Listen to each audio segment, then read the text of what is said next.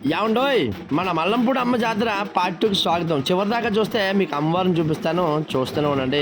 అయితే మా బామ్మర్ది ఇంటికాడ నుంచి ఎదురుగుండా వెళ్తున్నారన్నమాట రథాన్ని తీసుకొని. అయితే మా బామ్మర్ది ఇంటి ఎదురుగుండానే కల్లాపు జల్లి ముగ్గు పెట్టి, అంటే అమ్మవారు వాళ్ళ ముగ్గురులో ఉన్నారు, అంటే పోతురాజు గారు, అమ్మవారు, దుర్గమ్మ తల్లి వాళ్ళ ముగ్గురులో ఉన్నారని ఒక నమ్మకంతో వాళ్ళని దర్శించుకొని వాళ్ళని పసుపు నీళ్ళతో అభిషేకించి మనకి పసుపు కుంకాలు జల్లి మనం కొబ్బరికాయ కొట్టి మన ఇంటి గుమ్మం నుంచి దారిస్తామన్నమాట. అంటే వాళ్ళకి దండం పెట్టుకొని దర్శించుకుని అంటే వాళ్ళకి దారిస్తే ఆ రథాన్ని అలా తీసుకుని వెళ్తారన్నమాట. అది తీసుకెళ్ళిన రథాన్ని అమ్మవారి గుడి దగ్గర తీసుకెళ్ళి ఆ పందిరి లోన పెట్టండి.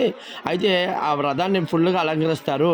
అయితే ఎలా అలంకరిస్తారో మీకు చూపిస్తాను. అయితే అమ్మవారిది బొమ్మ వేశారు కదండి, ఎదురుగుండానే మనకి నైవేద్యం పెడతారన్నమాట. అమ్మవారికి కుంభం అంటారు దాన్ని. ఆ పక్కన చిన్న లేదు పెద్ద లేదండి, అందరూ కూడా కత్తులు వేసుకుంటారంటారండి. కత్తులు అంటే చూసారు కదా, అది కొంచెం చూసారు, అలాగా కత్తులతో అలా కొట్టుకుంటారన్నమాట. అయితే ఎటువంటి బాధ ఉండదు, ఎటువంటి నొప్పి లేదని చెప్పేసి ప్రతి ఒక్కరిని అడిగాను, చెప్పారు కూడా. మీకు చివరిదాకా చూడండి, అమ్మవారిని చూపిస్తాను కదా, రండి చూసేద్దాం. అయితే మీరు బాగుండాలి, అందులో నేను కూడా ఉండాలని కోరుకుంటూ ఈ చిన్న వీడియో మాట. అయితే రథాన్ని ఎలా రెడీ చేశారో చూపిస్తాను కదా, చూడండి. పసుపు కుంకాలతో కోడి, కొబ్బరికాయ, మేక, అలాగే పూలదండలతో అలంకరించారండి. చాలా అంటే చాలా బ్రహ్మాండంగా అన్నమాట. మరి ఈ వీడియో నచ్చితే లైక్ కొట్టి షేర్ చేసి సబ్స్క్రైబ్ చేసుకోమా. మరిన్ని వీడియోస్ కోసం ఫాలో కొట్టడం మర్చిపోకు.